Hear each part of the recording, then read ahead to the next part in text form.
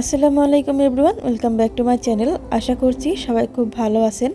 আর আজকে আমি চলে আসলাম আলু দিয়ে চিংড়ি মাছের ঝোল আপনারা কিভাবে কম মশলায় অতি সহজে তৈরি করতে পারবেন ওই রেসিপিটি নিয়ে চলে আসলাম।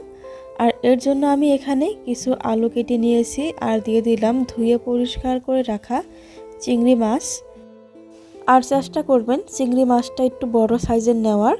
আর দিয়ে দিলাম আদা রসুন বাটা, কিছু কাঁচা লঙ্কা কুচি, কিছু পেঁয়াজ কুচি আর পরিমাণ মতো লবণ দিয়ে দিলাম। আর এখন দিয়ে দিলাম ধনিয়া গুঁড়ো, জিরে গুঁড়ো আর পরিমাণ মতো শুকনো লঙ্কা গুঁড়ো দিয়ে দিলাম। আর রঙের জন্য এখন দিয়ে দিলাম হলুদের গুঁড়ো। আর একটু পরিমাণে সরিষার তেল দিয়ে প্রথমে সবগুলি খুব ভালো করে মাখিয়ে নিতে হবে।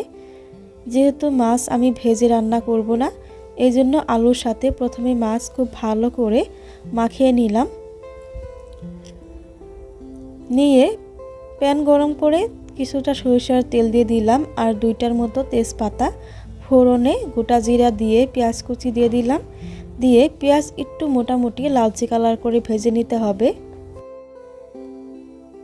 আর এই পেঁয়াজ কিছুক্ষণ ভাজার পর কিন্তু কালার চেঞ্জ হয়ে এসেছে। আর ওই পর্যায়ে মাখিয়ে রাখা আলু আর মাছ দিয়ে দিলাম। দিয়ে কিছুক্ষণের জন্য ভেজে নিতে হবে। আমার এই রেসিপি দেখে আপনারা একবার হলো বাড়িতে এইভাবে করে চিংড়ি মাছের ঝোল তৈরি করে খেয়ে দেখবেন। আশা করছি খুব ভালো লাগবে। যেহেতু মাছ ভেজে রান্না করব না, তাই আলু আর মাছ একসাথে মাখিয়ে ভেজে নিলাম।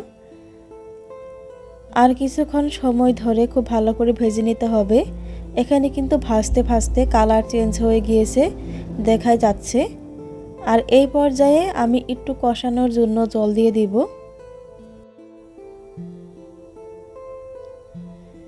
একটু পরিমাণের জল দিয়ে দিলাম, খুব বেশি দেওয়ার দরকার নেই, যেহেতু আলু আর মাছ এরই মধ্যে ভাজা হয়ে গিয়েছে খুব ভালো করে, তাই খুব বেশি সিদ্ধ করার প্রয়োজন পড়বে না। আর এই তরকারির টেস্ট হবে একটু আলাদা, আর রান্নার পদ্ধতিটাও কিন্তু অন্যরকম। আপনারাও এইভাবে করেই ফলো করে রান্না করবেন।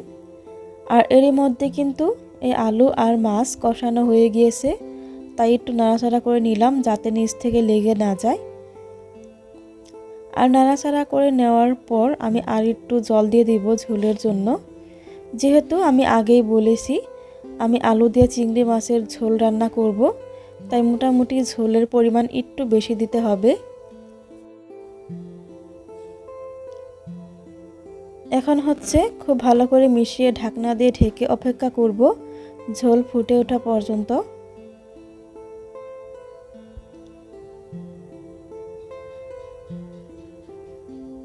খুব সুন্দর করে কিন্তু ঝোল ফুটে উঠেছে। এখন ঢাকনাটা খুলে নিব আর আস্ত কাঁচা লঙ্কা দিয়ে দিলাম 3টির মতো ফ্লেভারের জন্য। আবার ঢাকনা দিয়ে ঢেকে কিছুক্ষণ রান্না করে নিতে হবে। আজকের রেসিপিটি ভালো লেগে থাকলে ভিডিওটিতে একটা লাইক দিতে কিন্তু কিছুতেই ভুলবেন না। আর কথা বলতে বলতে কিন্তু এরই মধ্যে তরকারিটা রান্না হয়ে গিয়েছে। আমি একটা আলু চেক করে নিব সিদ্ধ হয়েছে কিনা। আর এরকম সহজ আর মজার রেসিপি পেতে অবশ্যই কিন্তু চ্যানেল সাবস্ক্রাইব করতে ভুলবেন না।